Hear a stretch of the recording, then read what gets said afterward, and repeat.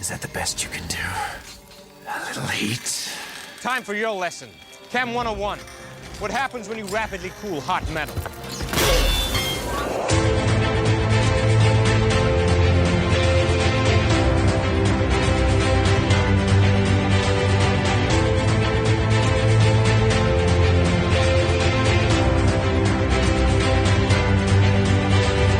Hello and welcome back to A Stark Contrast, where we discuss the differences and similarities between Marvel Comics and their MCU counterparts. And we're your hosts, Geoffrey and Dai. Hello, and welcome back, everybody. Welcome back, Jeff. It is almost the end of the year. That is crazy, because that means it's an end of another season of this podcast. Thanksgiving will have passed when this... Yeah. And then that means we're straight into December. It's basically Christmas. Mm-hmm.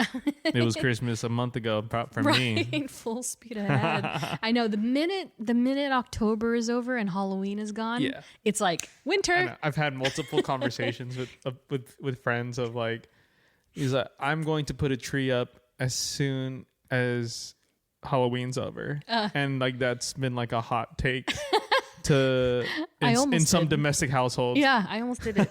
And then I thought about it and I was like, then I have to live with it for literally 2 months. That's why I'm team year round.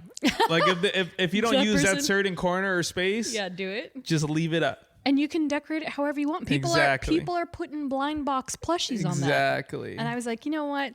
But as you may have seen the stuff downstairs, I have all the stuff out. So I'm going to bring that tree out. It's in the garage standing up. It's just waiting to be unboxed. Oh, okay. So for Thanksgiving, we're going up. We're doing it. Let's go. Just got to do it. Happy holidays. But yes, happy Thanksgiving to those of you who celebrate or just like turkey and all the things. Yes. So latest news in Marvel, the Marvel Universe. So I mentioned in the previous episode on our mini Marvel, which is streaming with video on YouTube, PlayStation is taking beta tester requests for Marvel's upcoming fighting game, Dokkan Fighting Souls. And funny enough, I got in, which is pretty awesome because one of my gamer coworker buddies, he said he signed up as well. Has not heard back yet. Yeesh. So I was like, oh, they're looking to my game history. Probably. And they're like, she played Street Fighter and Tomb Raider and an Assassin's Creed and Marvel Rivals is there. Marvel vs. Capcom. Okay. So I got in, and so it's only accessible for one weekend, which is next weekend. And I have 48 hours to play the game. I don't know if that means continuously or like for an hour or what it means. Probably. I would imagine continuously. I would say continuously, yeah. Yeah, and so I'm going to see if I can record all the gameplay and stuff so I can actually share some of this stuff and put it on YouTube. So fingers crossed. Hopefully I can do that, but I'm really excited. I'm excited to see how it is, and I like this kind of stuff. I like testing things. Yeah. And I like finding the bugs and all these fixes. So so I'm kind of jazzed about that. And then speaking of games, Ms. Lenore Zan herself confirmed on social media that Rogue's Marvel Rivals drop will occur in December, though no formal announcement has been made just yet. The dates were like when the not mid-season campaign, because they just launched season 5. Yeah. But it's after they're celebrating their first year officially as a game. They're giving away essentially $20 worth of credits for free to everybody who logs in, which is like, all right, thanks, I guess. But yeah, so no actual date on when Rogue is dropping, although it could be any day now when we release this episode. I know. But I would assume it's in mid-December, so that's gonna be pretty cool. We'll see what level, what tier she is. Definitely leaning into the tanks, because someone made a good point. I saw it today actually, that they released a duelist who was Daredevil. Then they released a strategist who is Gambit. So they've only not released a new tank. And who better to fill that spot than Rogue? So hopefully that is her level and she can actually kick some ass, because I'm dying for a tank that I can actually play. Yeah. I tried out Emma Frost the other day and I was like, okay, she's pretty it's just really solid. But yeah, it's going to be an interesting time, and I'm very curious to see what else they release for their first year. There was this like official celebration that they had in Burbank the other week. I completely dropped the ball on tickets. I was like, oh, I can just walk in, right? And then I looked up tickets and I was like, oh, you're sold out. So they had a lot of the voice actors there. They were doing freebies, panels, all that stuff. Totally missed it, but it looked like it was a great time. As for other things, so have you seen, I mean, this is a question for you lately, because I know that you've missed a few of these things, but have you seen these doomsday leaks, the new ones? The fake ones? Sure, I guess. Yes, exactly. all the AI stuff that's popping up, Yeah. I'm just like, this Crazy. needs to stop. Yeah. Like, and for those of you who aren't familiar, there was the series of X-Men photos going around. And I'll be honest, the first one that I saw, I was like, oh, It's close, right? it's so You're close. Like, and then, and you look at it even closer and you're like, I'm not sure. But there's a giveaway near James Marsden's foot where there's like, It's always the smallest things. yeah, it's like 3 boots. I was like, And then another one popped up and now people are going like crazy making Tobey Maguire it's crazy, edits. dude. Yeah. It's and Andrew Garfield, and I'm just like, relax with the AI, guys. I know. And so I hate that. I wish that they would just actually release something, but I know. I don't know. It might be part of the machine, right? I guess. They're like, let's put out some fake stuff. I'm tired of it. I'm so tired of it. Oh, it's I so hate awful. it all. I know. I'm dying for something, but yeah, more of the actors are saying things, and now like today I saw that that Benedict Cumberbatch was like, yeah, I'm not sure when we're gonna see Doctor Strange again, but you know, eventually. Oh And yeah, it's you just got to like, play coy. they're all playing coy. I love it. Yeah, just keep denying it. I all don't of care. them. I know, all of them. Oh God, it's so funny. But last but not least, before we jump into this week's episode, so Chadwick Boseman, King of Kings, he posthumously received a star on the Hollywood Walk of Fame. Saw that. I know. I watched everything. I was like, Oh really? oh yeah, Ryan Coogler, that man I is know. still in his feels, and I'm like, damn, dude, I feel that. But yeah, it's located near the Dolby Theater on Hollywood Boulevard. Ooh, Yep. So he's right there, right in right front. next to my work. Yeah, because the premiere of Black Panther. So they wanted to give him a really good spot, which is like incredible to me. Honestly, I can't wait to see it. And yeah, his Wakandan family came out to honor him alongside his wife Simone. So that was a really nice moment. Yeah. So long live King Chad.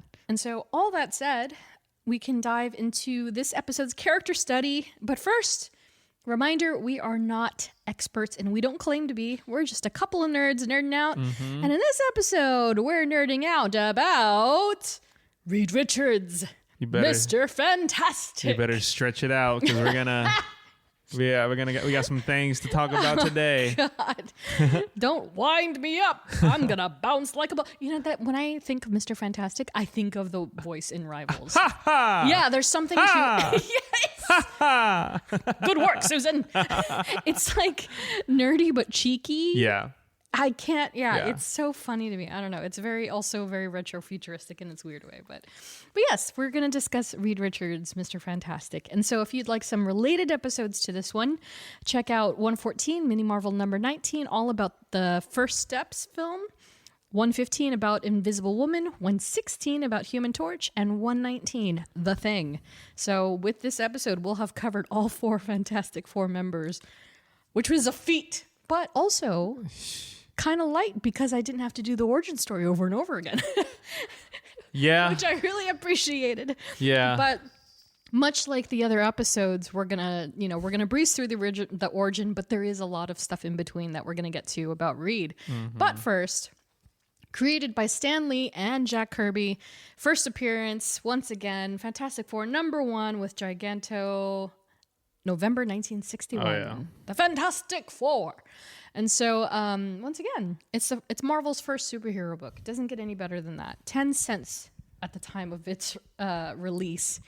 And so, again, this is one of those books you can't just acquire. You can't just walk into a store and be like, I would like that. I want Fantastic Four for $5. issue #1. Yeah, and not even the facsimile. The facsimile is even, a little pricey. But the highest graded copy of this issue sold for, what was it? Whopping $2,040,000 in September 2024.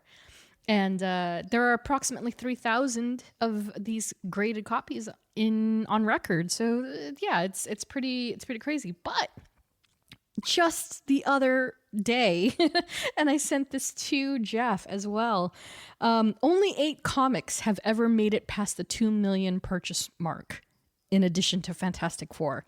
And this one just took the cake. And so the original first edition of Action Comics #1, Superman's first appearance, sold for 9 million doll hairs.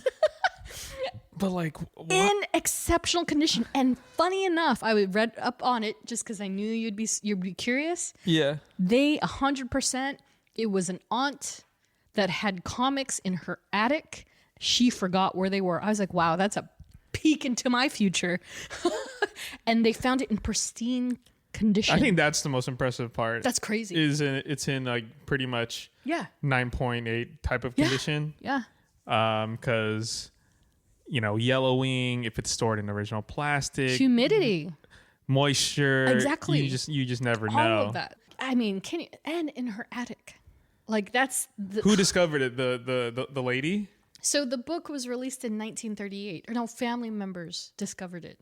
So she had been talking about comics that she owned, didn't remember where they were. How do you think that conversation went? Oh, I don't know. Of like splitting the money and everything. That's the curious part, because I didn't look up how old she is. I mean, if she owned it as a child, holy smokes, she's up there. So she might not be, and then you're so unaware. You're like, oh my God. Well, yeah, especially if the notation was that she forgot where she put them, and so they kind of gave up. But then as they were cleaning out her attic, boom, they found the mother lode, and then got $9 million for it. At an auction, right? At an auction, because that's the only way you can get comics like these. And so, yeah, for a 1938 comic, whoo! And that's a full, like, how many years? 23 years ahead of the Fantastic Four. Yeah. So 9 million, officially the highest sold comic in history. That's absolutely incredible to me. Oh, actually, I have. It hurts seeing other people live your dreams. I know. I was like, wow. I was like, I'm on the wrong end of this story. And so I actually pulled a quote from the article. And so it said, the hollowed comic was found in a box in an attic by 3 brothers in Northern California as they cleared out the house of their mother. So their mother, after her death, the trio have said their mom spoke about having original copies of the comic books from the 1930s, but couldn't remember where. It was dismissed as a family legend. Wow. Imagine that. Yeah, 3 brothers, and you're just like, yeah. Wow. Because I think it sold for 7, and then with all the fees and everything, it turned into 9.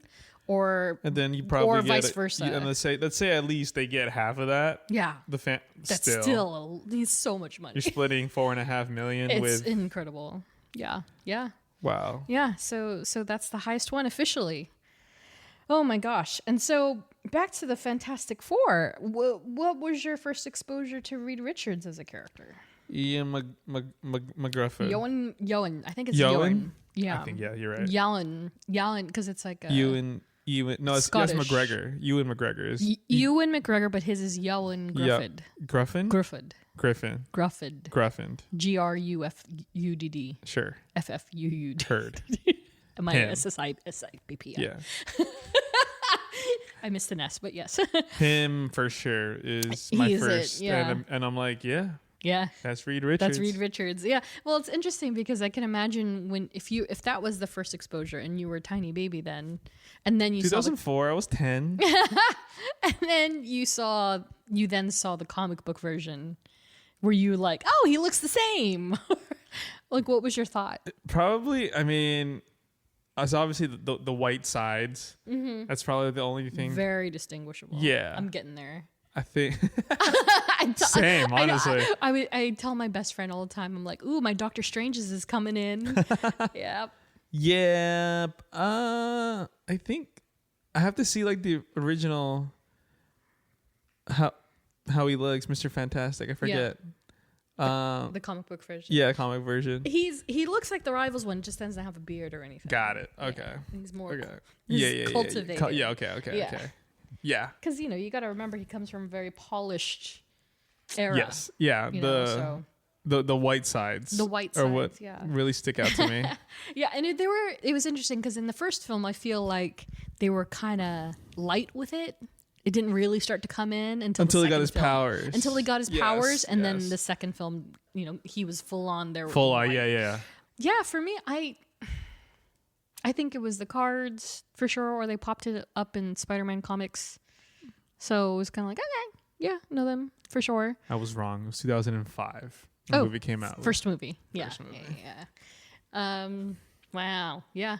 And so, I figured I found them out when I was about your age as well, like 10 or 12. I think I was really like fully like, invested. Yeah, because the cards were a thing. Again, I was like 8, 9 buying the cards, but I didn't know what I was doing. Kids with Pokemon. Yeah. They just kind of buy cards and they're like, I got cards. Yeah. Yeah. So I've seen his face and I'm familiar with him by that, but it didn't really start to sink in until I really started to read the comics, no pun intended.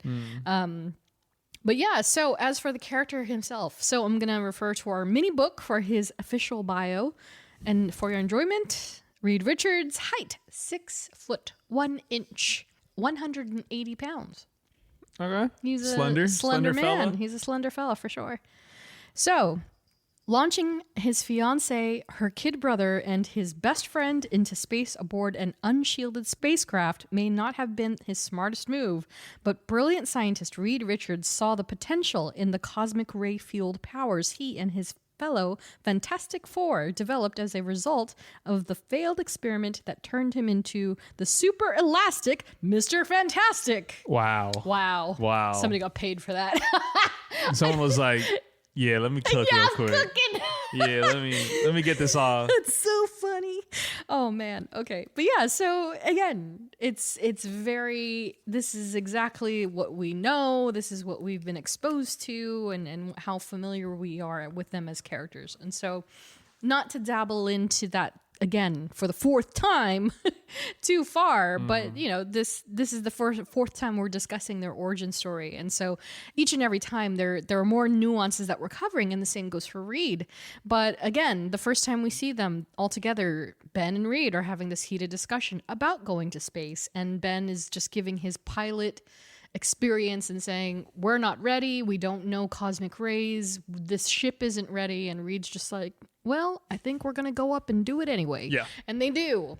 And they come back down and they have they're imbued with their cosmic rays. And so again, if you'd like to hear this story in full, rewind back to the Invisible Woman episode where we really, really talk about it in depth. And again, this all happens during the space race, just mere months in real time, parallel to real life history. So Stan and Jack were really timely with this particular story. Like it's like how, I don't know that that's the thing about comics now. I don't know that they hit historical moments as wildly as they used to. Because now it's like kind of like a repeat of history, just going bad. Whereas this one, there was never a Soviet Union space race before. And so it was a first time in a big history. And so for them to drop this comic and amidst all that is a feat in its own. But yeah, as for Fantastic Four themselves, so when they come back down to Earth, the very cosmic rays Ben warned them about, they start to take effect one by one. And then, as we know, Sue and Reed were the last two affected, though Ben technically transformed after both. And so, regardless of the strangeness of it all, the four of them come to accept their new fate, and they take on these famous monikers. They never really explain why he goes by Mr. Fantastic, though. Yeah, I thought so. Maybe I could have done a quick Google, but I don't know that I would trust it. I think they really just were like, he's so fantastic. And he's like, I'm Mr. Fantastic. Yeah. And that was it. Like, why not like Elastaman, Yeah. Like, why is everyone else... Like names, like... Is it because of elastic and it just happens to rhyme with fantastic? Like, it could be. Yeah, but it's also just like Mr. It's like, okay, that sounds kind of narcissist. yeah. And I'm sure it even goes deeper than that because like the history drawing parallels was fantastic, like whoa, this is the cool new word in the Yeah, 60s. yeah, Fantastic. So Fantastic Ball. yeah. So it could have very well been that. I did myself a favor and I rewatched First Steps last night Ooh. because I haven't watched it since it was in theaters. Yes. Oh my god. So solid. Still good. So good. Oh, And I yeah. really enjoyed actually getting to sit with myself, quiet, Yeah. no distractions, and just watch the movie. It actually, because before, when we saw it, and when I saw it in theaters, or sorry, we didn't see it. We were apart that time. Yes. When I saw it in theaters, I got emotional, but I didn't cry, which I thought was surprising for me, because usually these movies make me cry for some reason. Dead ass, definitely cried last night. I was like, I don't know if I'm emotional, Which but part? it's always the Sooth stuff. It's always the Sooth stuff. The speech? The speech, but the death, and also The almost death. the almost death. but also, if you watch closely at each individual actor in their role, really like hone in on them. Yeah. They're acting their asses off. No, yeah, they They are. really are. I think it's even like crazier because if you know them from other Yeah. projects Yeah. and then you see them in this role, you're kind of like, oh no, they are Yeah. like engulfed Locked in this role. Yeah, Yes. for sure. Yeah. And so I think I said this in our Sue Stormer episode, is that Vanessa Kirby, before Florence Pugh was cast, she was my pick for Yelena, based on the comic book version. Strictly based on comic book. Like, Florence really took that character, Made it hers. made yeah. it hers. Like, it's hers now. It doesn't belong to anybody except for her. But like, even like, because I started to think like, oh, why do people, we're going to talk about this obviously, but why do people have such an offense against Pedro Pascal as Reed Richards? But if you watched him as Reed, he may look like Pedro Pascal, and even then I'm kind of like, no, he looks like Reed Yeah. Richards.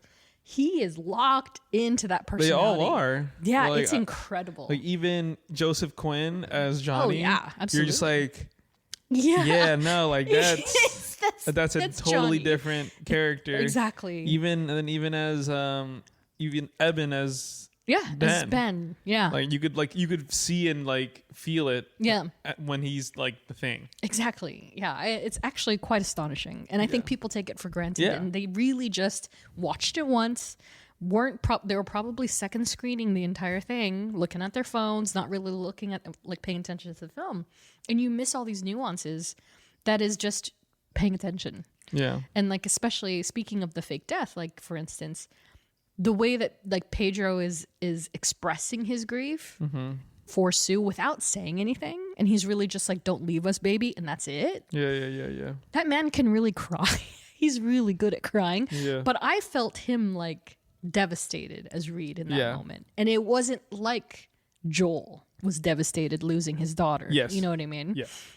But yeah, it made me appreciate the film even more. Like I was already like, this is a 12-10 movie. Like this is up and over and beyond. But yeah, rewatching it, I was like, anybody who doesn't like the film, Like, come on. it's incredible, and it should have made more. But people are interesting, and so the origin aside, I wanted to touch a little bit more on his background as an individual. Reed Richards, no doubt a child prodigy, and so he had special aptitudes for mathematics, for physics, and mechanics, further nurtured by and guided by his parents, who we'll talk about shortly. But short and sweet, it's in the genes. His dad was also incredibly intelligent, and so we'll get to him shortly. But as you would believe it, Reed joins the somewhat short list of superheroes who originated from California. Love that. Born and raised in Central City, which is essentially a small part of Santa Ana. Isn't that crazy? Like Real here? city? Yes. Like Santa Ana, Orange County? And he's an Orange County boy. Isn't that funny? I was That like, is funny. what? That's Reed the Richards? actual Yeah. origin that Birthplace, Central City, California. And I was like, let me look this. Like, is this real? Let me cross check Because this. they make up cities all the Yes. time. No, he is 100% from Santa Ana. Wow. Yeah, it's so funny to me. I'm like, this is hilarious. So he's a Southern California That's so boy. funny. Right. And so entering college at the tender age of 14, Reed attended Caltech before hopping over to Harvard. So you're telling me he was driving from Santa Ana to Pasadena? Or I think he just lived there. Well, he had to have been shuttled That's over, funny right? when you think of things like 'Cause in a he's literal 14. sense. You're like, what? Wait, that. He can't even drive yet. Yeah, he's getting shuttled over. Yeah. So he went to Caltech before going to Harvard, and then he went to MIT, even studying abroad in Austria at one point. And then by 18, he had at least 4 degrees under his belt. Sure. And so, of course, as we've talked about in a couple of the other episodes, it's at this point that Reed's path converged with Ben Grimm, because as we mentioned, they became college dorm mates. So he was working on his 5th degree, and that's when he met Ben Grimm in college, and he was still 18. It's like, Dude. what? And so not long after this moment, Reed then took up residence at Mary Gay Dinkins's boarding house, who happens to be the aunt of Sue and Johnny. And that's when all of their paths crossed, because Ben was already friends with Reed, and then Sue and Johnny were there because of their aunt, and they were living with her after their parents died, and it just all came together very perfectly. And so that's the nitty gritty as far as his background goes, and we'll get into it a little bit more shortly. But yes, as we've been discussing, Dr. Reed Richards, Mr. Fantastic, first portrayed by Alex Hyde White in the unreleased 1994 film, and it's so funny because he's the first person aside the Fantastic Four you even see in First Steps, and because he's the news anchor. Yeah. And it's so funny to see him in retrospect, like, he was supposed to be Mr. Fantastic once upon a time. And then Ioan Gruffudd in the Fox films, and then Miles Teller in the 2015 film Fantastic. Then John Krasinski in 2022's Doctor Strange in the Multiverse of Madness, and of course, most recently by Pedro Pascal in 2025's Fantastic Four, First Steps. Do you have a favorite?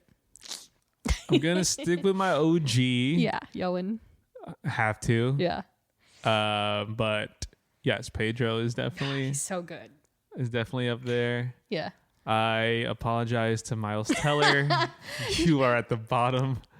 You know, it's so funny because He just said something. Yes, and he was did. like, I have it here. Like the reason why it was so bad is because it was because of one person. One person. And so, yes, funny enough, Miles Teller revealed on Sirius Radio just a couple of weeks ago, quote unquote, and honestly, maybe there was one really important person who kind of effed it all up. Wonder who it is. Does not mention the person by name. You can't. You never can. No, he can't. But he did ominously drop a Southern accent when he was like impersonating things that they would say. So it's like, what did he say? What was like what some of it the was like, do you think that you ought to be doing that in that scene? Like stuff like that. And like the critiquing. And so I was just like, who was that? Yeah. And so, poor Miles Teller. I mean, like, but it's interesting because as I was reading comments and commentary on his interview, people were like, "Oh, you deserve better, King," and I'm like, "Yeah, he's a good actor. You just did a bad movie. All 4 of them, really. All 4 of them, yeah. I mean, thank God they're all good. I know. Now. Yeah, it was interesting because he did dovetail it with like, at that time, at that specific 2015 moment, you had to, if you wanted to be a serious actor, you had to play a superhero, and he thought. Which is very strange. Yeah. Very crazy. I didn't expect that quote at all, but yeah. And so that's why he took the role. But yeah, I don't know if I don't know that I have a favorite. I will. Okay. Well, I will say seeing John Krasinski play the role was definitely a left field. Yeah. And but I was also just like, why nice. You didn't expect him at all? No. I mean, sure, fan cast, right. but it's like one thing to like fan cast. Yeah. And then it's one thing to be like, oh, it's happening. It's there. Oh yeah, I'm pretty sure I stood up and cheered because I was like, oh my God, because the rumor of like fan casting was so heavy at that point. Yeah, and it's like, but in that scenario, I was like, cool. Yeah, like that's great. If we never see him again, that's totally fine. Wasn't married to it. I was fine just having him once, just to see.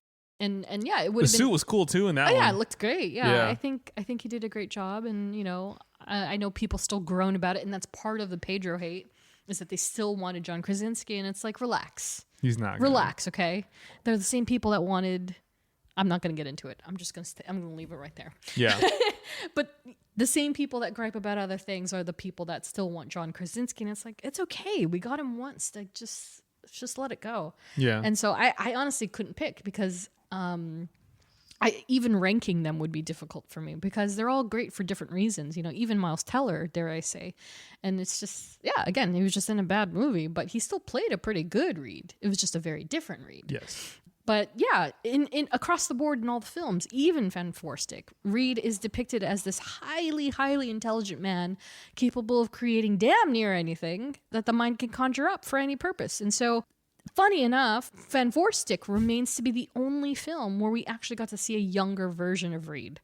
And so, of course, the other 3 iterations of him, variations of him, they're all adult. We don't get the backstory at all. We just meet him where he is. Yeah. I'm very smart. I'm the smartest man in the galaxy. I'm much. Reed Richards. Van Forstik, that's the one thing that Van Forstik kind of gave us, is that they gave us a peek into who he was before all of that happened. And it gave us a look at their younger respective teenhoods, inaccurate as they were in some ways, but it's still an interesting take on it all. The other films, however, yeah, they cut to the chase and they were just straight up, this is him. So how do you feel with that treatment? Because I'm curious, like taking it back, when they take it back a little bit and they make them younger, like they did with X-Men, for instance. Yeah. So we were introduced to the set of X-Men in 2000, James Marsden and crew, and then when they reset, they brought in The first class. First class. How do you feel about when they do that? When they bring in young, really young kids, Yeah. to play these more mature roles. I think if it works, it works, and unfortunately, it worked. Yeah. For first class. Mm-hmm. And it's like, if it works, all right, cool. Then maybe these people will be able to play these characters For a long time. time. That's the And- idea. But obviously, Fox went through all that stuff, and Yeah. they're still going through it now. Cold dead hands, man. Yeah, and so it's like, oh well, we have them, but we also still have Patrick Stewart and Right. Ian McKellen, and I feel like I think I said this in another episode. I was like, I hope this is their last time playing these characters I know. in Doomsday and Yeah. Secret War, whatever. I hope it's the last time. Honestly. Yeah, like That was another thing I saw, like just today, like Hugh Jackman being like, yeah, I should have never said I would never do another film again because I don't know, maybe I'll do another one. And it's like, brother, love, like, yeah, it's okay to not. Yeah, Like- like you can do that, give your all to it. Yeah. and then just it's like, cool, I'm taking a break from it. Right. Yeah, Right. And then, yeah, I mean, as much as I love these people playing these characters, I'm also just like, like you're good, like you're good. fine. Yeah, Don't, you did it. Yeah, but if but it's also, if you're getting a big paycheck, sure, I get it. I know. Like, Like, feed yourself. That's fine. yeah, like I get it. yeah, I totally get it. So I mean, yeah, it works. Mm-hmm. I don't know what's gonna happen for the rest of the MCU, but yeah, I think it is interesting because Van Forstik took such an approach, and even with the original Fantastic Four films, they still skewed quite young because of Sue alone, Yeah. right? Because of Jessica Alba. Like, how do you, again, to your point, how do you not use Jessica Alba, who was the hottest, like, female icon at that time? yeah, And then to then think, because, like part of like my 2 a.m. thoughts was like, oh, why didn't Fantastic Four hit as hard, right? For Steps. Why didn't it hit as hard? And I was like, is it because they're so mature that people are like, oh, like the kids are like, oh, this isn't like the Chris Evans one where they're making like jokes and all that silliness that we love about Yes. 2000s movies, right? yes, And granted, they had their own fair share of it in First Steps, but it does have a certain maturity level compared to the other films and a bit more sophistication. And yes, Sue and Reed are actually closer in age. And so while doing my research today, it was really interesting because, like, for instance, I just showed Jeff this screenshot of Reed and Sue's wedding day. And it was very much so depicted in the olden times, 1960s, that it wasn't frowned upon that an older man was marrying a woman 20 years his junior. Yeah. So that was kind of the deal with Reed and Sue at the time. You know, he was in his 30s and she was probably 18 or 19.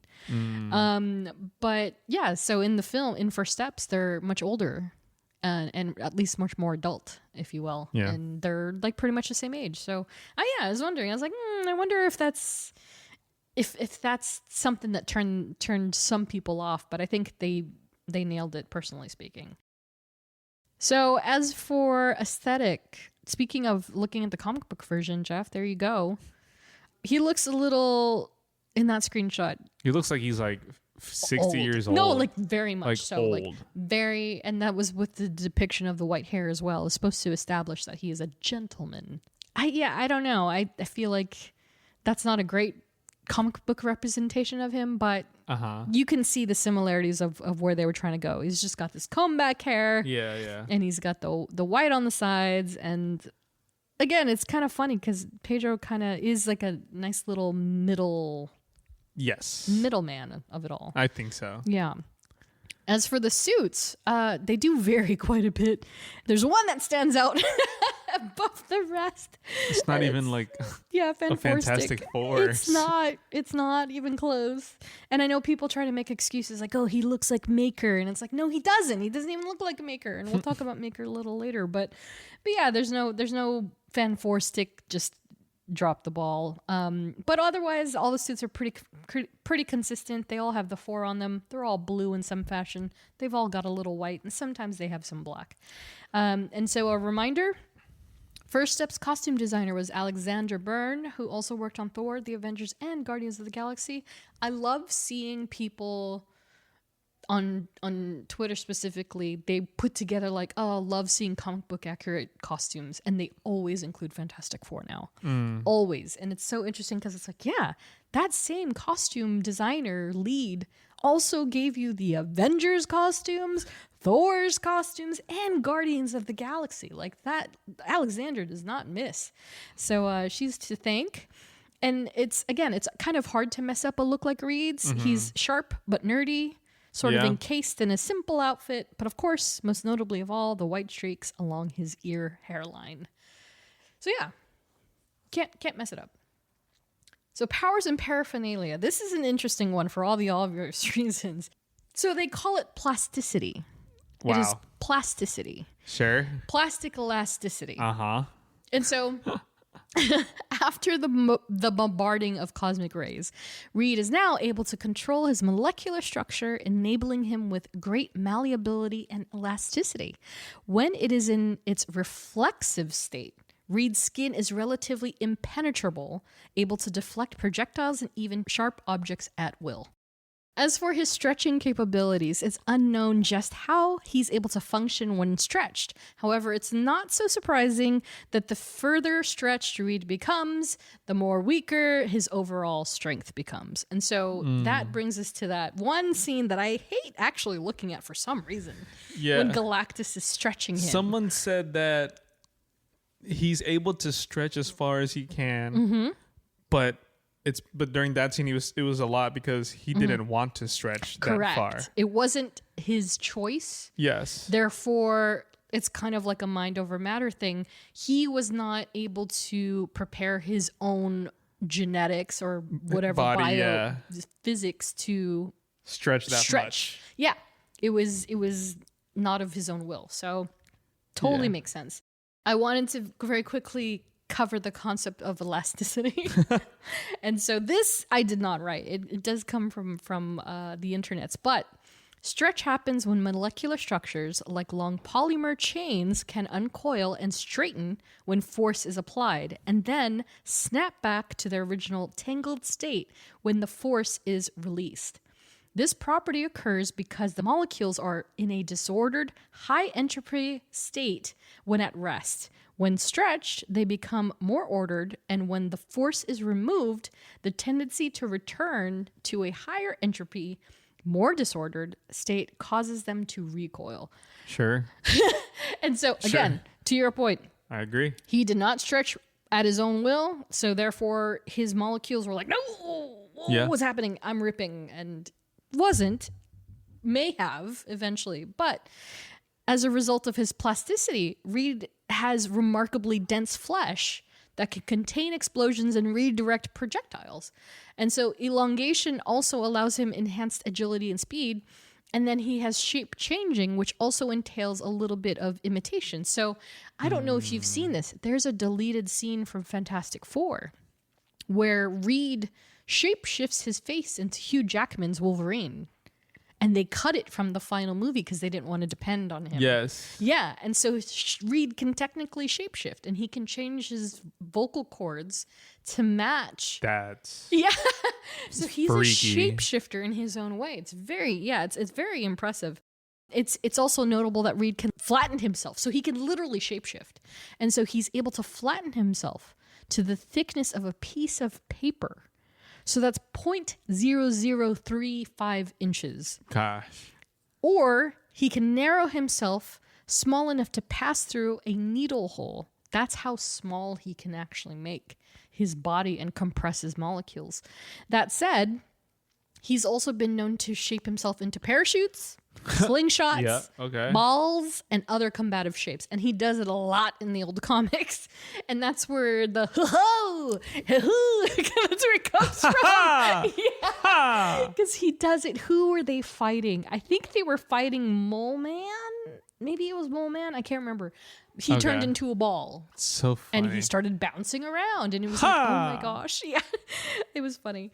And so over in live action, much like his team counterparts, it's quite more simplified. Same thing, just simplified. They cite that he has artificially enhanced physiology, which entails the DNA alteration and elasticity/flexibility with superhuman flexibility, agility, leaping, and durability.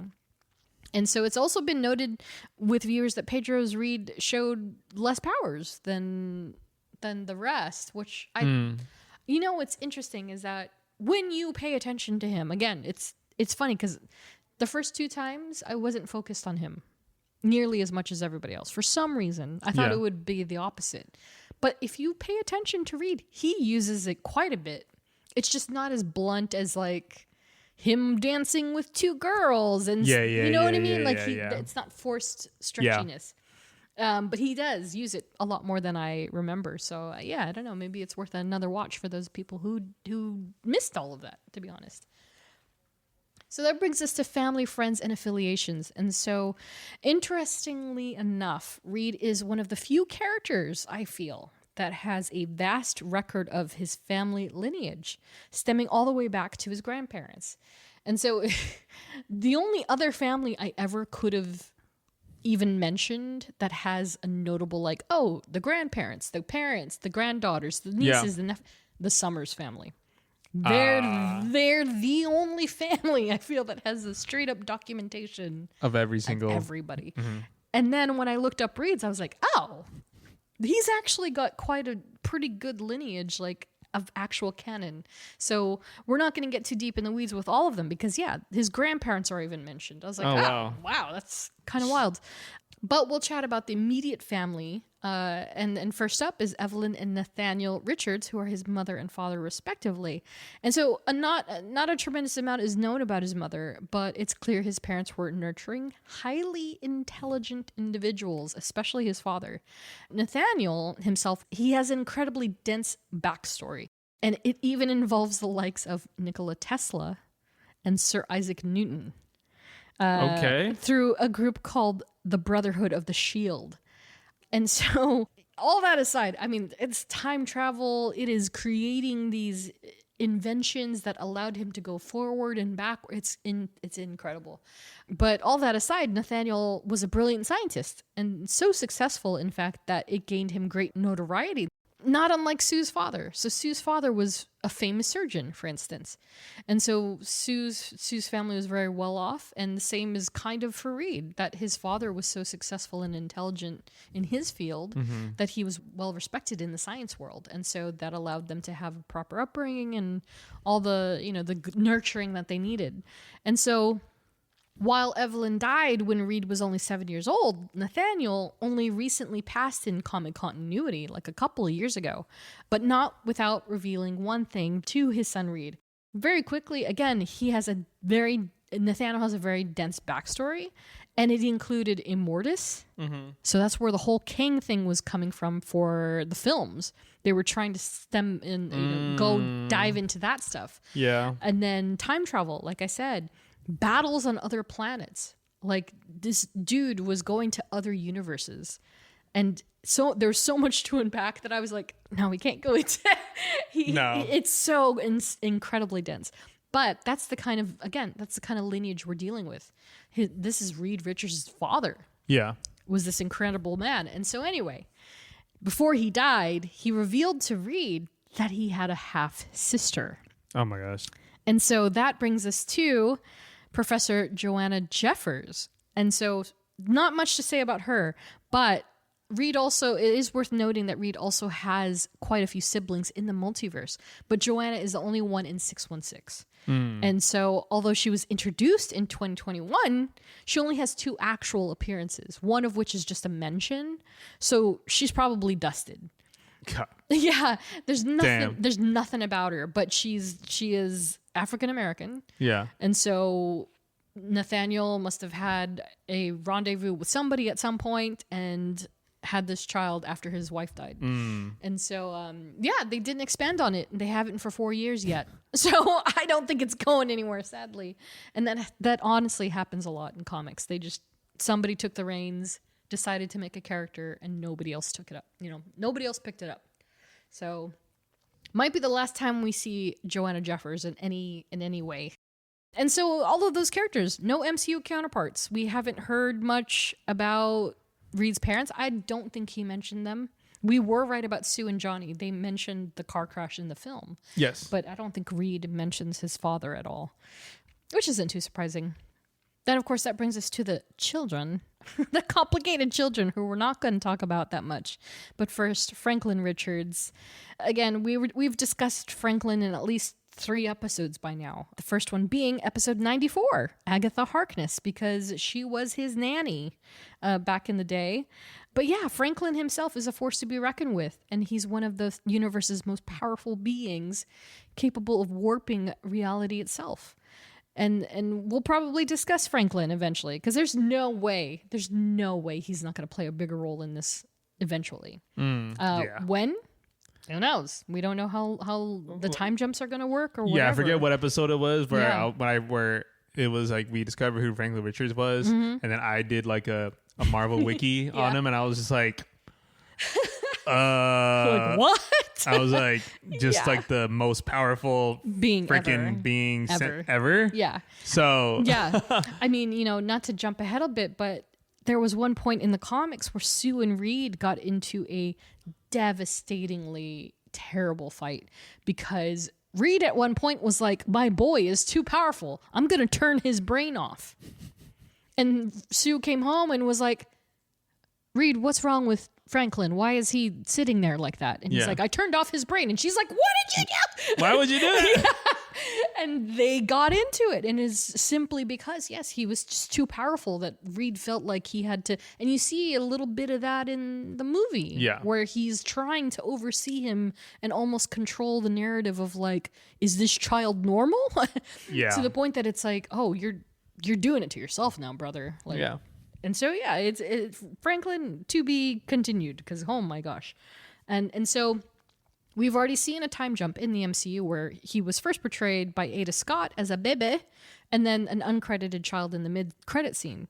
But yeah, he's being primed to be the most powerful being in the MCU as well.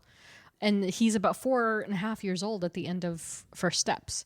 So if you think about it, they did an 8.5-year time jump or a 9-year time jump in that film alone because they were already Fantastic Four for 4 years. Yes. Then they go through the course of her being pregnant 9 more months, and then they jumped ahead 4.5 years. Yeah. It's like a 10-year leap. It's kind of wild if you think about that. Yeah, they've been the four for a while. Yeah, for a while now. And so if you try to match that up with MCU, takes it even further. Yeah. Because you think about it like that, and it's like, okay, so when they became the Four, that's around Winter Soldier era. Yeah, yeah. And then all that stuff is happening on the MCU while they're going through their stuff. My and gosh. now they're converging. So it's going to be like, oh. Converging. Convergence.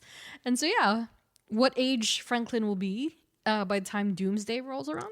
I say tween. You think he's going to go and be like, they're going to be like, where did Franklin go? And then he comes back and he's like, hi, I went to the future and I came back and I'm 15 now. I'll say like, I feel like 8 to 10. Yeah, a little older. Yeah. I feel like that's where he'll Yeah, I think I'm with you there, even though he might be a child. I don't know. Yeah. And then there's also Valeria Richards, a.k.a. Valeria Von Doom. We talked about a little bit in the Sue Storm episode. And so, yes, she is very much the biological daughter of Sue and Reed, but she is also the goddaughter of one Victor Von Doom. And so her origin is as complicated as Franklin's future is. And so not only does Valeria come from the future, but she comes from an alternate one where Sue became Baroness Von Doom to Victor Von Doom. And so in short, it was revealed that Valeria was in fact the daughter of Reed and Sue. However, she was miscarried. That's the whole Sue's whole malice storyline. Yeah, in I think Fantastic Four 260 or 261. And she was then sent to another dimension by Franklin, speaking of. And then Valeria was then raised by alternate Sue, who happened to be married to Victor. So yeah, it's a very complicated story, one that we go into a bit more detail in episode 115. So go ahead and listen to that if you'd like more on it. Yeah, unlike Franklin, she doesn't have any notable powers aside super intelligence that might even surpass Reed's. But, you know, it's subjective and depends on who you're talking to, because she will say she is smarter than her father. But we have yet to see any sign of Valeria as far as MCU is concerned. Jeff and I both agreed in our other episodes, we don't think they're going to go there.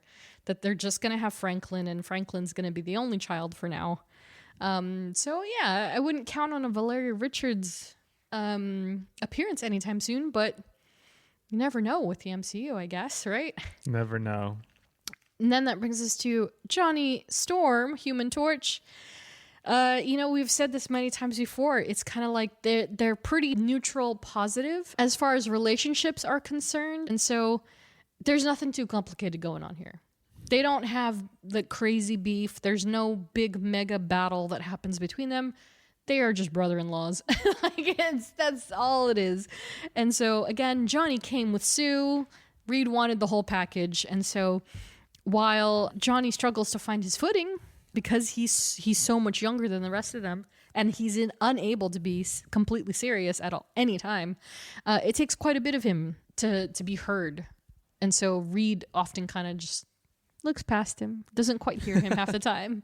And it's like First Steps. I actually read an issue that was very similar to that when he's like, hey guys, she talked to me, and nobody is listening to him at all. Like they're just like, yeah, she talked to everybody. He's like, no, she talked to me in her language.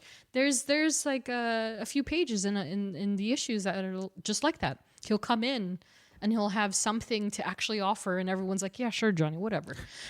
And so that's very consistent early on. But again, they've matured in the last, 60 years of comic books. So the balance is a bit better now. But there's nothing too crazy as far as dynamic goes.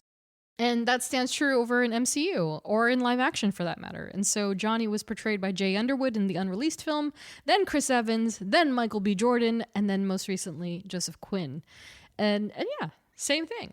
We get the same expected dynamics where they have these bits and moments where Johnny is surprisingly more astute than Reed, because you just expect Reed to be perfect and smart and right all the time. Yeah.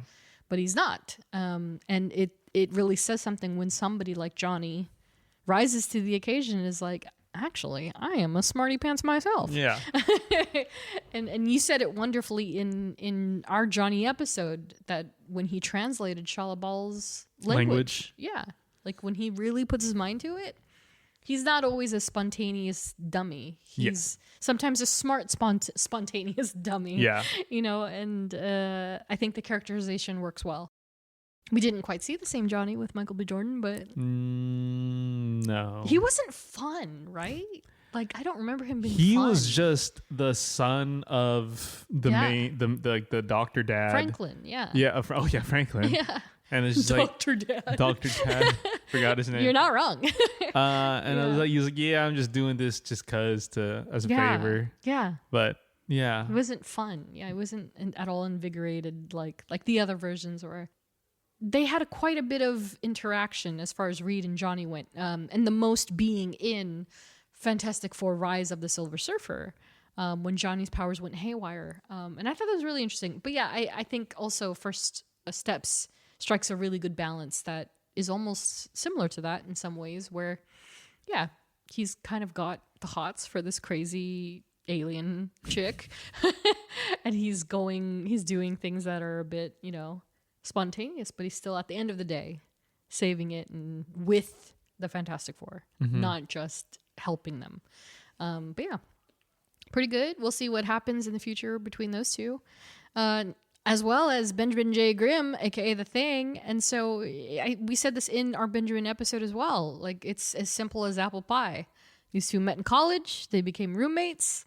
And, which was funny because Reed's original roommate was supposed to be Victor Von Doom. But the two didn't quite get along. And we're going to get a little bit into that soon enough. But as for Ben, out of college, both he and Reed enlisted in the services. And then that's when Ben joined the Air Force. And then Reed became an underground member of the OSS, a.k.a. the Office of Strategic Services, a World War II intelligence agency that was the predecessor of the CIA. So that still kind of kills me. It's like, you mean to tell me before the Fantastic Four, Reed Richards was part of the CIA? Baby CIA? crazy. It's so wild to me.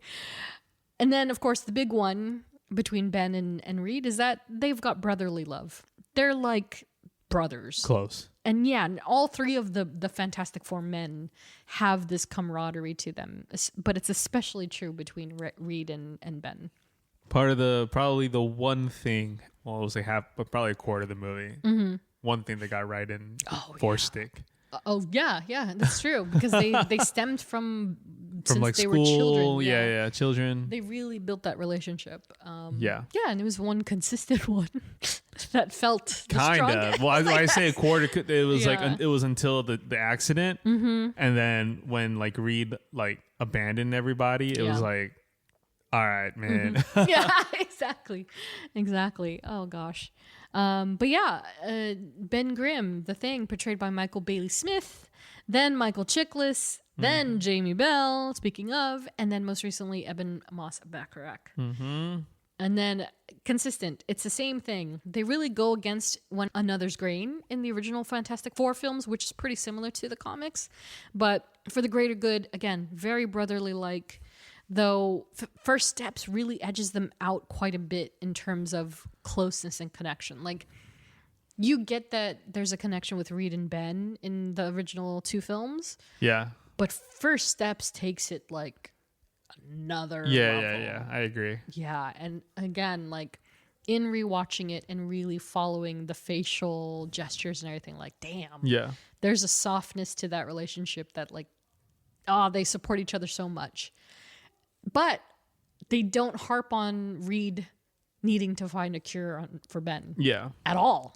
Yeah. Which, it's kind of like, Ben is just like, this is who me. I am. Yeah. Well, yeah, because it's very interesting. And again, do you think about it? It's like, it's 5 years at that point in the story.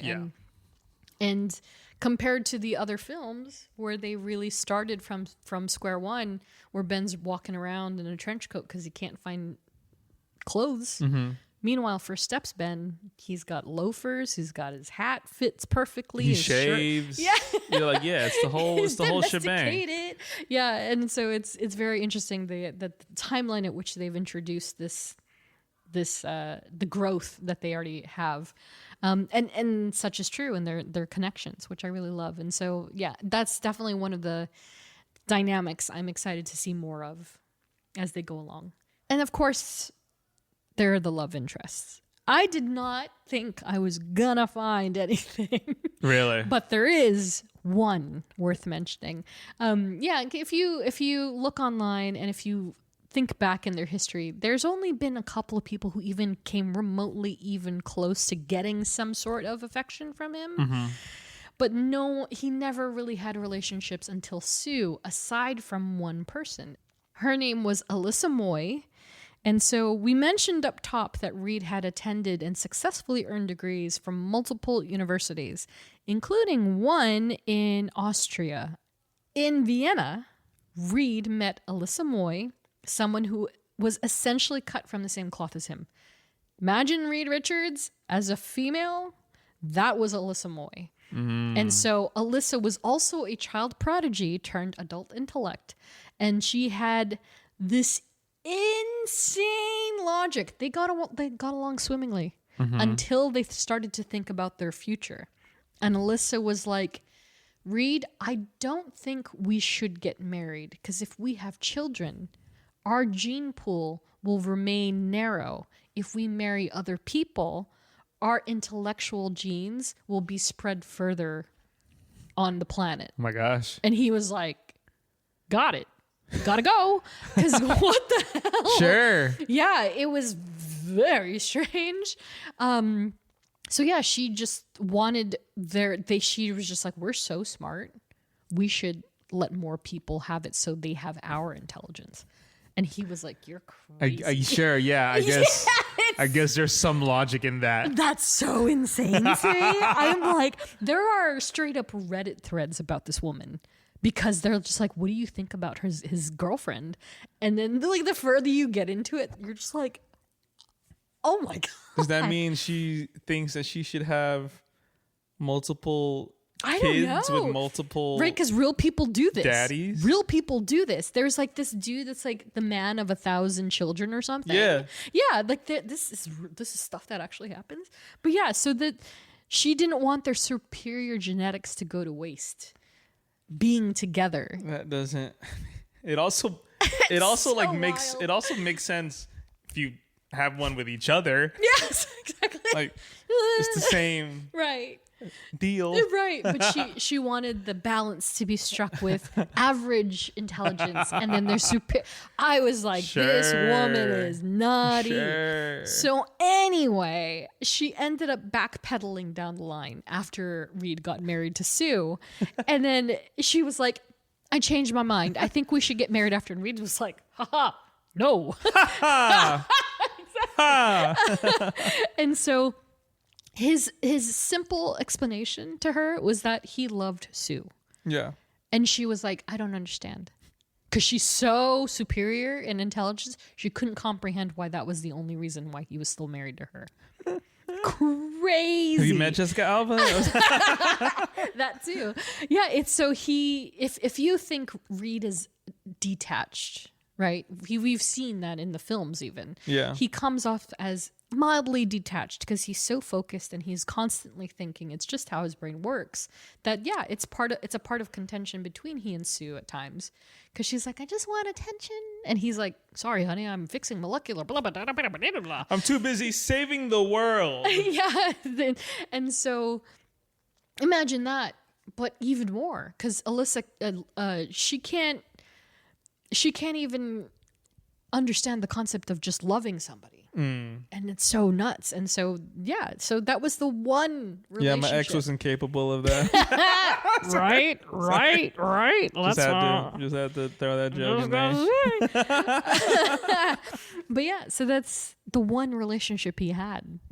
Interesting. Yeah. That's so funny. Her So logic is interesting. hilarious. It's so crazy to me. And yeah, her lore is very interesting because she popped up again. She ended up marrying a man named Ted Castle. Sure. No relation to Frank Castle. No relation to Reed's Uncle Ted, I believe, that exists. And something happened because he was also a very intelligent man. And something happened that she got like stomped by some alien race or something. Her body was destroyed, but her brain was salvaged. So she's like a floating brain and a robot. And her husband like creates bodies for her. It's freaking weird. We're not Gross. Yeah, it's so bizarre. But yeah, she crazy. And so there is no MCU counterpart. We're not going to hear about her. She's never going to exist. It doesn't matter. But you know who does matter? Dr. Susan Storm, She does. the Invisible Woman. So again, despite these two being the poster pair of love for the Marvel Universe, they met. Reed's college years, conflicting timelines suggest that Sue may have even graduated from high school when they met. So again, to say again, if Reed was already 27 and she was like 19, Jesus, it's a little bit there. And yes, they met at Aunt Mary Gay Dinkins' boarding house. As one does. God, that name is so incredible. That is. And they all started sharing space in the boarding home. And so Reed had to distance himself after some time because Sue was such a distraction. He couldn't focus. He couldn't get his work done. So he left. But it proved futile because they inevitably crossed paths again. And, like I mentioned, they have an incredible amount of problems behind them. A lot of fighting, a lot of separation. Not only because of outer forces, but because of themselves. Because again, Reed is often working way too much, wrought with overthought, and of course, sometimes he forfeits what might be morally right in favor of what he considers the greater good. And so, for instance, during Civil War, they were on opposing sides of the agreement. Reed was for the Superhuman Registration Act. Sue was against it. So if you plug that into Civil War the movie, what sides they would be on? Yeah. So Reed was Team Iron Man and Sue was Team Cap. Yeah. Like, oh, okay. And so that put a little bit of distance between them. She eventually obviously sided with her husband. Yes. Because she, you have to in a way, but yeah, and even still, it's sad to say that Sue wasn't and sometimes isn't even treated as an equal member of the Fantastic Four. She's, cast aside. She's living up to her name. She says it in the game. What am I, invisible? Like, it's the same thing. Like, it's not just a video game tag. Like, that's straight from the comics. You know what I mean? And so, yeah, so she's often cast aside and stifled and not spoken to on the same level as the other three. And as I mentioned before, this is truer in older continuity just because of the books and the decades that they were written in. But man, she has taken some grief from this man. I'm sure. But thankfully, the couple endured and eventually married. We touched a little bit on this in our Invisible Woman episode, but when I said, and we didn't get into it in that episode, when I said that everybody was involved in that wedding issue, I mean everybody, Jeff. Oof. I'm showing Jeff the cover of Fantastic Four Annual number 3 from 1965. So remember, Fantastic Four came out 1961. Yeah. X-Men came out 1963. Spider-Man came out 1962. Everybody. They now have all these characters, and they're like, let's just put them all in one book. Sure. Just do it all. Yeah. And they use this opportunity. 72 pages. That's a lot. For 25 cents. You know how much 75 pages cost now? $14.99. And so it was everybody. And it was because, and I'll touch on it now instead of waiting later, Doom decided he had to get revenge on Reed for being smarter than him. Of course. So he came up with a foolproof plan. I'm sure it was. To create this what was it called? Emotion altering machine. This guy was desperate, man. He's so crazy when you read, especially if you read the older ones, just because they're so squirrely and funny and whimsical. And he was like, this will tap into the anger of all of their enemies, and they'll flock to them on their best day. And I will ruin their wedding because Reed deserves my revenge. And it's like, that's why you're doing this. And so he literally sends everybody over to their wedding. So the X-Men are in attendance. Matt Murdock is there because he's their lawyer. Daredevil, they didn't know. And so Daredevil's there, and then the Inhumans, all of them are there. And then here comes all, like, literally one by one. Green Goblin, Dr. Octopus, Mole Man, the clay guy that you don't know. That's right. Like, That's right. Mr. Hyde comes out. Like, all these Z-lister villains come out and practically ruin the wedding. But they save the day because Reed actually gets help from the Watcher. It's one of the few. Wow. It's one of the few instances that the Watcher has actually come through and been like, I need to step in. Comes in, takes Reed to his laboratory beyond, and then Reed creates this thing to help all these villains forget that they were fighting them, like, for that, because of Doom. It's crazy. And that all happens in this issue. That's crazy. It's a lot. And they take pages upon pages to show each hero fighting every villain too. So that's like, you get a few pages of Captain America, a few pages of Thor. Everybody came through, but they still got married despite it all. And they've been more or less married since. They've had their issues. Forever. Again, they've had some stuff come through, but they're good. They're solid. And I don't anticipate they're going to change that anytime soon. Not to mention, with all the other multiverses, they've had chances to ruin them. Like I said earlier, Sue was married to Victor in another universe. Yeah. So they have some playroom to deviate from what we expect. Then, of course, there is the live-action Dr. Susan Storm, Invisible Woman, first portrayed by Rebecca Staub, then Jessica Alba, then Kate Mara, and then, most recently, Vanessa Kirby. And save for the 2015 film, pretty consistent when it comes to the affections of Reed and Sue. Yeah. He's pining for her. She's pining for him harder. But it never quite happened until it happened. And you see the balance in the dynamic. I love Vanessa Kirby and Pedro Pascal's dynamic. Oh, my God. Very believable. Chemistry was so good. out of this world. Incredible chemistry. Yeah. Even in the first 12 seconds where he's looking for that Imodium. Yeah. Yeah, incredible. And so, again, in short, a nerdy nerd and a hot nerd just trying to get on the same page, fall in love, and then they're basically damn near inseparable. There is a little bit too, if you pay attention to the dialogue, a little undermining. Oh, really? Which is very comic accurate. She looks at him. She gives him the looks too. I was like, ooh.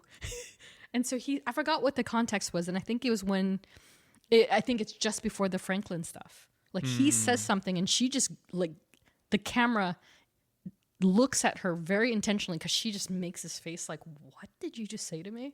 And I was like, ooh, that's accurate. It's so great. Again, I'm telling you, go back, watch it again, watch the gestures, like pay attention and lock in. It's so good. That brings us to notable adversaries. So again, we're not going to get into the weeds with this one and mostly stick to the ones that we've seen in live action like we have the last few episodes. But I did mention I wanted to talk a little bit more about Red Ghost. Yes. Whose real name is Ivan Kragoff or Ivan Kragoff. We've more or less avoided talking about him because he's not technically in live action, but he is on the cutting room floor. Yeah. In the comics, Red Ghost was a Russian communist scientist focused on the study of cosmic rays, which makes him very compelling and in a direct line with the Fantastic Four. And so he was obsessed with replicating the effect of the rays and enhancing the potential powers that they could imbue on other people. Because he was like, if they affected the Fantastic Four that way, imagine what you could do with monkeys. So his experiments worked, successfully imbuing a trio of his apes after a trip to the blue area of the moon. Okay, I'm just going to tell you right now, Jeff, if you haven't heard about the blue area of the moon, oh, brother. I didn't even know there was different colored areas. It's so distinct, and it's such an important part of Marvel lore. Okay. I'm just going to say Inhumans Okay. and the Phoenix. Okay. Huge. And so we haven't talked about Jean Grey yet, but you're going to hear a lot about the blue area of the moon at one point. Okay. And so he took his apes to this area of the moon, and then each of the primates gained unique powers. They got the powers of magnetism, enhanced strength, and shapeshifting, simply based on these cosmic rays. And so while Ivan himself, he gained the ability to become intangible at will. Hence, Red Ghost. Intangible meaning like he can go through things? Go through things, Oh, yeah. So like Kitty Pryde, if you will. Got it. Ghost, for that matter. But his name was Red Ghost because Red Russia. Yeah. Ghost. In the comics, he had no real reason to go after the Fantastic Four aside being fascinated by the science behind them. And he's just another villain who lusts for power. But it would have been fun to see him in the MCU. But I was reading up on why they cut Red Ghost from the film, who was supposed to be portrayed by John Malkovich in First Steps, but he was on the cutting room floor. And they just said it was too dense for the film. So I guess he was in the first 12 minutes of it. Mm-hmm. And so he might have been just after the origin story or in place of, and they just thought it was too much of an intro. So that's why they ended up cutting him off completely. In First Steps, there's only a brief glance at one of his minions in the film. And so we see Reed fighting Piotr, the orangutan. Yes. In that montage in the beginning. And then the rest of them make their cartoon cameo at the very end of the film with Red Ghost. And that's all we got. So I'm like, why didn't they release the footage? I don't know. Do you think it's money? Is it a money thing? I don't know. Huh. It could be an accumulation of things. Yeah. Of like why that his part specifically got cut. Sure. It could literally be. It could be part money. It could be part time. It could be part. It's not really important to the. Well, yeah. Story. They said that it was too much for the beginning, and it was too much. Yeah. Which I could totally get because they've done that with because so they many even movies. cut like some Mole Man stuff too. But I mean, why not at least release it as deleted? I don't know, man. That's the part where I'm like, Yeah. Is it because you're bringing him back as somebody else now? Yeah. And you didn't want it to be like, oh, he was already Red Ghost? Yeah. But yeah, I'm very curious. But yeah, speaking of Mole Man, Harvey Elder, and so same more or less for him, maybe even less, that aside being a classic recurring villain, he doesn't have any direct correlation to Reed at all. He's just another one of those, I will defeat you, Fantastic Four. He is portrayed by Paul Walter Hauser in the First Steps film. And again, nothing major between them there. And we didn't even get to see the link that he has with Sue so much. It is in deleted scenes, but not the full story. But yeah. And then that brings us to Silver Surfer, both Norrin Radd and Shalabal. And again, notably for both surfers, there's no direct correlation with either of them, with only Reed. It is, again, a full package Fantastic Four ordeal where circumstances brings them together. They have to fight or they have to work together. Yeah, pretty much covers that. Where in the films, Norrin Radd was portrayed by Doug Jones and then Shalabal by the lovely Julia Garner. Same thing in the films. Like, it wasn't like Shalabal came with pinpointed, I'm going to get Reed Richards. It was the planet. Which, speaking of, the consumer himself, the big bad man, the devourer of worlds. Galactus. Same thing. Not distinctly there for them. He was there for the planet. And he was portrayed by Ralph Ineson in First Steps. Perfectly. So Mind good, you. man. And that was something else that I saw, that more pictures of behind the scenes of him in his costume are popping up without his headdress. But so good. so incredible. And yeah, it is kind of frightening if you think about that thing walking around in your city. I'd be like, Yeah. Oh my God. So great. But yeah, same thing. Not distinctly against them, at least for the most part, until the idea of Franklin comes to pass. So that does spur him and his intentions a bit when it comes to the family. But yeah, other than that, there is one, however, one big baddie we're going to talk about that has all the reason in the world to come after Reed Richards specifically. it's like a Wile E. Coyote and the Rooster or the Roadrunner. Yeah. You know, and Bugs Bunny. No, and, it really and, is. And Daffy Duck. Yeah, no, for Just sure. Batman and Joker. Yep. Yeah. Pretty much, right? Like who are the frenemies of history that come to mind? Because that is who you should be comparing Reed Richards and Victor Von Doom to. And yeah, Doom is undoubtedly the Fantastic Four's greatest foe, despite anything and anyone else recurring in every incarnation imaginable, despite his capability to help them. He still is like, I'm going to ruin you. And it's all because of intelligence and being bested. And so you'd asked in another episode, I think it was the Invisible Woman one, where you were like, what is their deal? What is Doom's endgame? Yeah. And it's still true. I know. But it's still true. These two are not friends, but they respect one another as intellectual peers.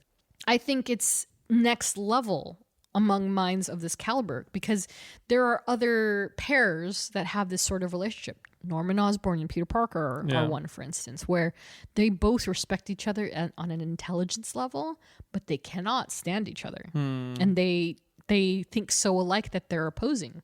And so that's almost the same with Reed and Victor, in that they were colleagues, and their own professors were like, they're like Albert Einstein and Leonardo da Vinci. Like, they're so on another level. We don't understand them. They understand each other, but they still can't stand each other. Yeah. And so while the two had undeniable rivalry between them, it all comes to a head while the two are working on respective projects. So for Reed, it was the spaceship that would inevitably change the Four's lives and take them up to space for that cosmic ray imbuement. For Victor, however, he was working on a multi-dimensional astral projector, which could basically send his astral form to other multiverses. Yeah. What the hell? Sure. It's like, okay. As one does. But in true form, Reed and Victor debated about the schematics and the calculations. And as stubborn as Victor was, especially when being corrected by Reed, he did not heed the warnings. He was like, you're incorrect. My calculations are fine as they are. And Reed Sounds was like every antagonist. Yeah, exactly. No, I think I'm right. Actually. Yeah, and that's actually one thing that kind of resonated very well in Fan Four Stick. Yeah. Is that they were like cooperating with one another. But then they would be like, oh, I don't know if I agree with that necessarily. And then Victor would be like, no, my calculations are fine. Yeah. And I remember that. Yeah. Oh yeah, I remember when Dr. Franklin went to Victor's like, I was like, we figured it out, Victor. There's this kid like, no, I know it. Yeah. We're gonna do this project again. It's me. I did. Yeah. And he's like, Reed, I don't really like that. Exactly. And that's all it is. Yeah. That's what it is at the end of the day. So Reed's working on the spaceship. Victor's working on this projector. And in true form, Reed was like, no, so something's gonna go wrong. Victor's like, no, it's not. I don't think so. And as a result, the machine exploded. Sure. In his face. Yeah. And it scarred him. And let me guess, he needs a mask. Yeah, that's exactly why. You never see his face again. And it's actually so fun. This occurred in Fantastic Four #5. And so they just introduced Namor. And then they're like, let's bring in another one. And they brought in It's basically just Victor. 3 dudes trying to hit on Sue. I know, exactly. Let's utilize. And so after the accident, because they don't show it in the original, they've like many other stories, like the origin story, they've rewritten it a few times by now. And so in one of the iterations, it shows like Reed being like, oh no, and then the explosion happens. In the original version, they don't. They just show Reed being like, oh, I don't think it's, but they show the aftermath, and Victor is sitting. It's so college dorm shit, because he's literally sitting in a chair and he's got his head wrapped. You cannot see this man's face. And the professors are scolding him. They're like, you could have put other students in danger. You're expelled from this college. And so that ruins his life.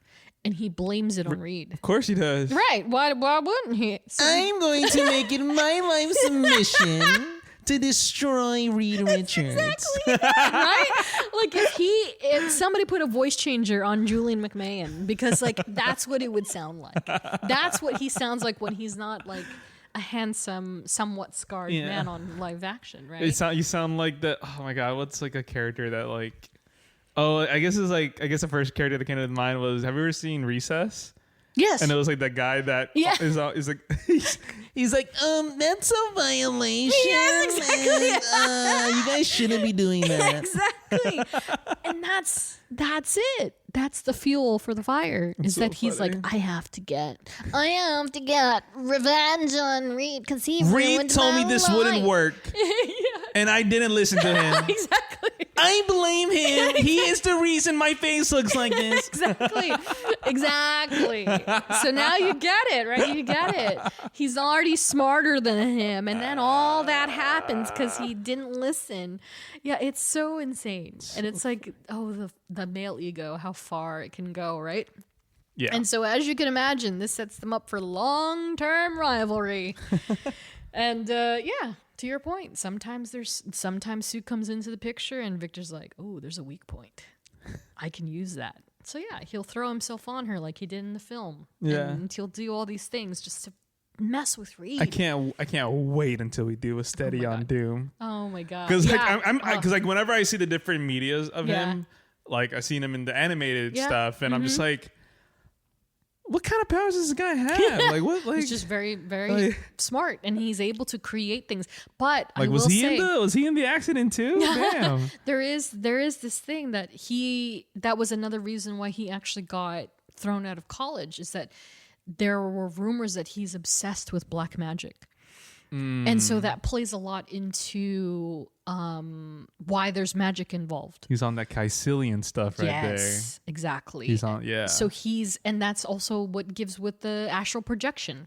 Why is he talking about astral projections? So he Doctor has to Strange hate is- Strange too. Absolutely. Like, oh yeah, he's like there's a master of the mystic arts. It should be me. yes, exactly. I think in like the first season of Rivals, I think was all about two dooms and how they were trying to dominate, and mysticism was heavy in the lore. Yeah. And so it's the same thing. So he's using his intelligence to kind of create these things. And God, I can't even remember what issues they were, but I think we talked about them in our Johnny or Ben episodes. And he tries to concoct these things, and he has these ulterior motives because he wants to get both power and magic, so he can be like the utmost most powerful person in the galaxy, if you will, you know?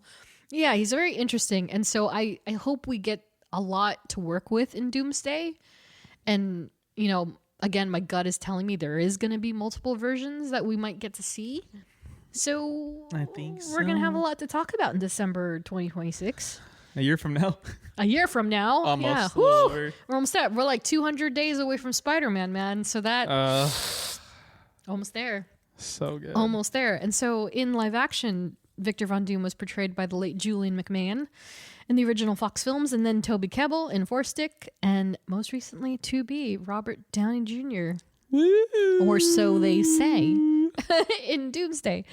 Yeah, so again, we got a little bit of the rivalry of these two on screen for sure. They're a little different considering the storyline is a little different. Yeah. But I think they've captured it pretty well so far. Four Stick, but they're doing all right. Yeah. I think the best is yet to come for sure. So we've discussed this in previous episodes, like I mentioned. And so, yeah, if we're really going to see a multiverse of Doctor Dooms, do we think RDJ is a ruse? Yeah, 100%. Yeah, right? Yeah. I don't understand how the internet is just catching on to this. Yeah. Like, why did that just occur to you? Oh, he might not be the real one. Like, He's a real one probably in that multiverse. in his multiverse, yeah. Yeah, we still don't know like if that's it was so like in that previous universe where First Steps happens, like he's the Doom in that one. Earth 828. Yeah. Yeah. So Yeah, I agree. and you can have multiple. And It's they're fun. gonna and it's funny because I saw this I think a month or two ago. Someone was like, it was right there in front of us, and it was because all the people on stage at San Diego Comic-Con that were dressed as Doom, they were saying it right there. Like, it wasn't some presentation of like, oh, who's the real, oh, here's the Doom actor reveal. It's like, no, we're literally telling you there's gonna be multiple Dr. Dooms. And I'm like, yeah, that's fair. actually, I kind of agree with that. And I agree. I think it's right. I think they're going to do that. I think they're going to have a multiverse of Dooms. Yeah. Because they didn't get to do it with King. Yeah. Not because, but... They had to pivot. They had to pivot. So, yeah. Look, I'm still excited. I can't wait to see how it all shapes out. I don't care. I will be seated. I'm so seated. I'm seated. I've been. I'm so seated. What's that Ioan debris meme? Have you seen that meme comment? Yeah. I'm so seated. The movie theater workers are telling me to get out of my seat because I'm so seated. She's so funny. I love her. She's so good. I want her to finally get to be in the MCU because she was supposed to be in Thunderbolts. She was going to be Mel Gold. But she had to quit because of the film that she did with Andrew Garfield, I think, and Julia Roberts. I mean, that's a good one too. Yeah. So I heard that. I don't blame her at all. Yeah, but yeah. oh god, we were right there. I was so happy she got casted, and I was like, oh yeah. And fortunately, we didn't get her, but it's okay.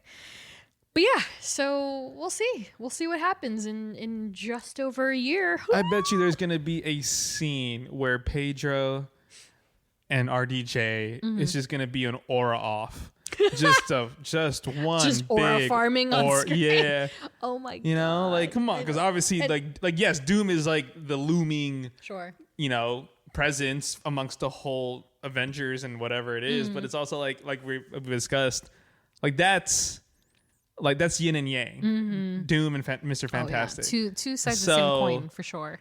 Yeah. They're going to have a lot of... I'm sure they have a lot of scenes together. And RDJ is such a powerhouse. Yeah. Such a powerhouse. It's two A-list powerhouses just aura farming.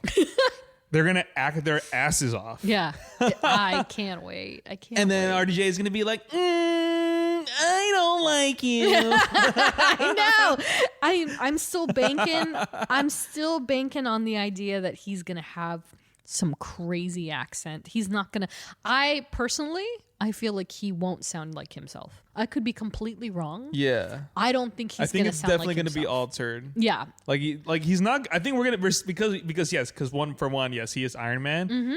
But he is not going to be witty. I don't think he is not going to be Tony Stark. Yeah, from what little has actually been said by cast members, and I think it was I don't even know if it was Feige or somebody. Simu no, some people were saying he was acting. Yeah. So I'm so excited. Apparently reshoots are happening soon too, like in the next probably month for or two. right before the holidays.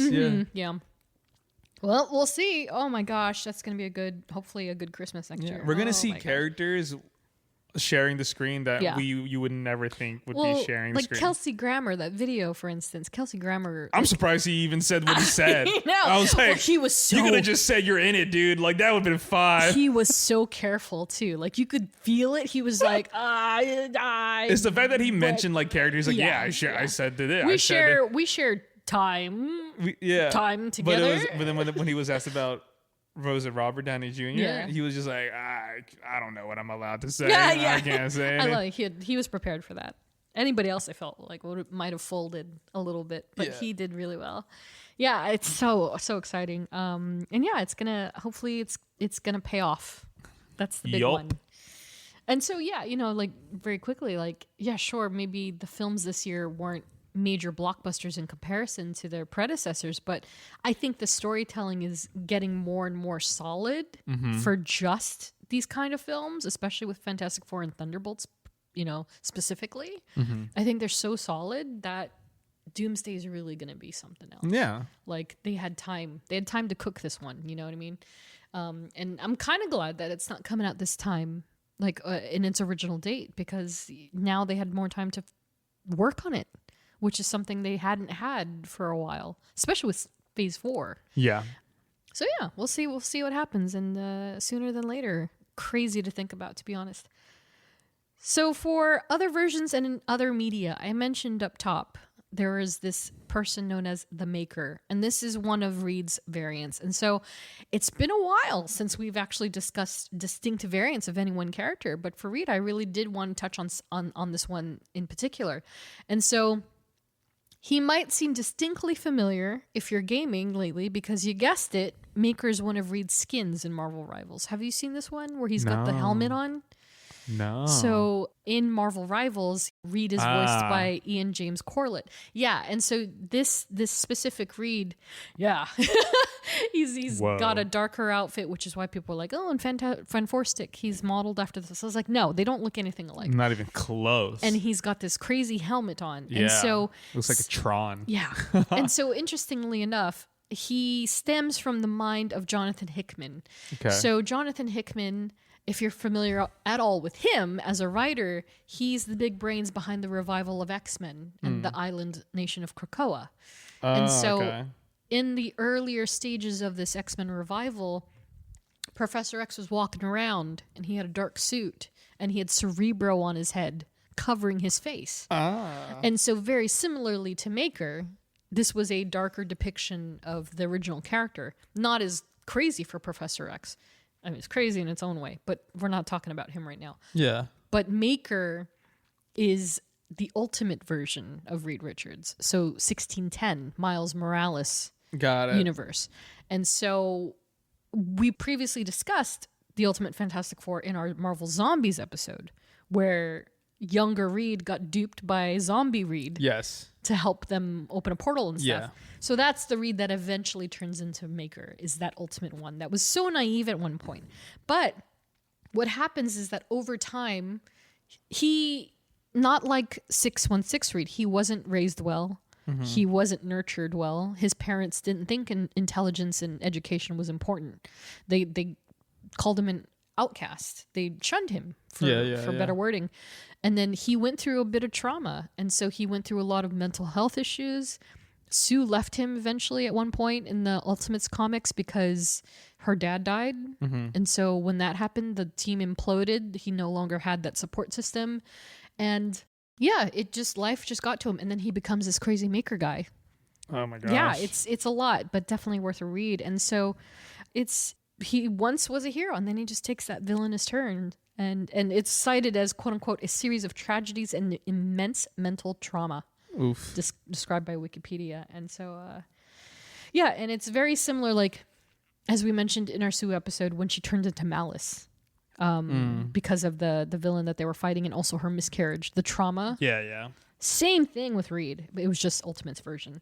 And so the character eventually moved over to 616 because after that world imploded because of the incursions, he was in 616 for a while, wreaking havoc in 616 because then there was 2 Reeds. And that caused Secret Wars 2. Okay. Yeah.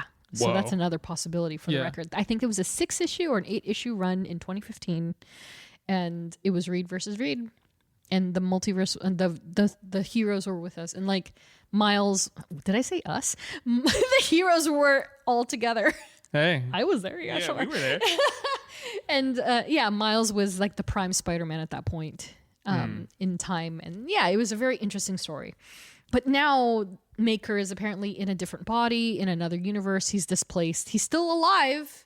So I don't know. He might come back in some way. But yeah, he's floating around in the ether, which is a really interesting version of Reed Richards. Because yeah, you got to wonder, like, what is that when he's evil? Yeah. You know, that's scary. Because they did a very, I don't want to say similar, but superior Iron Man, for instance. What happens if Tony Stark goes bad? Yeah.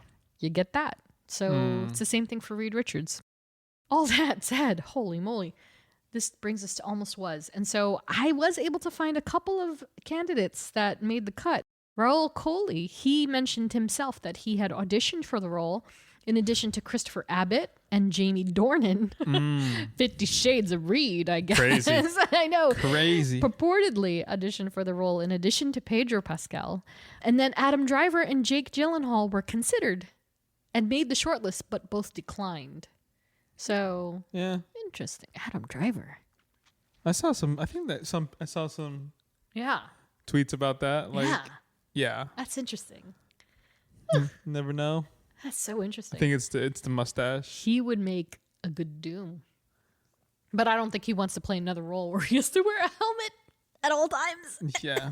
But Jake Gyllenhaal, we all know why he's not. It's because he's Mysterio. They were just like, no. Yeah. Unless they were planning that far back. But yeah, the rest are fine. They're all fine. I think Pedro got it. for a lot of reasons, and one of them is because he acted his ass off. I agree. So for the future of the character in the MCU. So yeah, Kelsey Grammer spilled some beans that he was sharing some scenes with Reed and Beast. So it's like, oh, the intelligent boys are coming together. Do we think they traveled from Reed's universe to where that's a good point. Where Photon is? Yeah. That's like 100001, I think. Something or 109999 or something. I forget. Yeah. And then it's like, oh shoot. And then they end up on 616. You know what I mean? There's so many possibilities. It's like why is Beast and Reed, talking? Yeah. Did they go to, oh, you're right. 1999999. And so it has to be because yeah. The X-Men, the Fantastic Four. Yeah. Interesting. Because like because the Marvel's post-credit scene, it was Beast being like, it looks like you've torn into the space-time continuum. Yeah. Which is impossible. Yeah. So which makes it seem that like they don't know how to get out of that universe, but Reed definitely knows how to. Yes, exactly. If So anyone can figure it out, it's him. It's Reed Richards, man. So that's so interesting. And so do you think, well, that's the question, right? Like if the Fantastic Four get there somehow, do you think they then take them to 616? I think they're recruiting. That's going to be nuts. I think they're recruiting. Interesting. Or what if Reed has met up with Captain Marvel first and be like, hey, lost my friend. Yeah. I don't know where she is. Yeah. And he's like, I think she's here. Yeah. Boom. That's a good one. That's actually a good one. But they would have to meet first, right? And there are those actual leaks that came out a long time ago, or a few months by now, where John Walker and all of them are in the cockpit. Yeah, of and the also Fantastic there was that post I told you about Brie Larson that she posted on voting day. Yeah. Where she was like in a hoodie, and she was like voted today. In parentheses, ignore my wig. Yeah, and it's a blonde wig. Yeah, because she has short hair right now, right? IRL. Yes. Yeah. Because I think it was for a Broadway play she did. A friend saw her doing a book signing or a discussion or something. Yeah. She has a pixie cut. Yeah. Yeah. Yeah. Interesting. And there's only one character she plays as is blonde. Yeah. So it's very distinct. Yeah. We'll see. I think he's gonna be a big chunk of Doomsday. Has undoubtedly. to be. There's It's like just no way. it's like it's like Infinity. It was like Infinity War or both those movies. They were focused mostly on the 6. Yeah. So you have to focus on the 4, the 4 or the 1, or at least like the 1. Like they're the reason like why everything is gonna happen. Yeah, they're the one that tips that first domino over. Yeah. Oh yeah. Oh, so ready. So we'll see in just over a year. So for suggested reading, easy peasy. There's a lot of Reed Richards material to go around. Just depends on what you're interested in learning about him or what type of reading you'd like to do. But for me, it was the original run of the series, of course, stemming from 1961 onward. 2000s before the Fantastic Four, Reed Richards from Team Peter David, Duncan Fregretto, and Christy Scheel. Simply said, it's an origin-ish story for Reed before he joined and created the Fantastic Four. 2015 Secret Wars from Jonathan Hickman, Isadi Ribic, and Eve Svorchina. And so, again, this is a largely maker-centric storyline. It was a revival of Secret Wars. It was dense, but it's a great read. Pretty much in line with Hickman's usual work. And last but not least, the current run of the book, led by writer Ryan North, which has received a very fair share amount of praise. And so with all that said, that's the end of the show. Wow. Thanks for listening, guys. Next episode. So Jeff and I talked about this a little bit today, in fact, and we made a decision, an executive decision. So what better way to top an interesting year than with one hell of a character story? So in 2 weeks, join us as we finally deep dive into the Mad Titan himself. Thanos. I'm just gonna talk like Josh Brolin for the whole episode. It's so good. I'm just gonna speak in euphemisms. Oh my God. And I can't wait. Yeah, you better do I'm it. gonna sound like I'm Socrates, Yes. Aristotle. Amazing. Oh my gosh. Yeah, and I kid you not. I looked back on our document and I kept searching Thanos.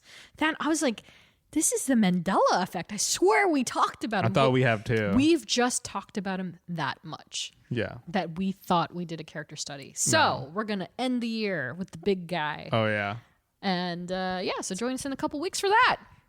And finally, thank you to all of our Patreon supporters, and a special We Are Groot salute to Andrew, Nats, Sherry, Laura, Jenny, Ashley, Andrea, Ed, Katie, Robin, Joe, Liz, Melanie, Tyler, Ariel, and Chris. Follow us on social at STRKCNTRST. If you experienced ads during this episode, you can unlock an ad-free version of this podcast by supporting us on Patreon. And of course, if you like what you hear, please review, rate, and subscribe. Once again, thanks for listening. We will catch y'all in the next one. See you later. Bye. Bye. Are we safe? Are we safe? Yeah. I don't know.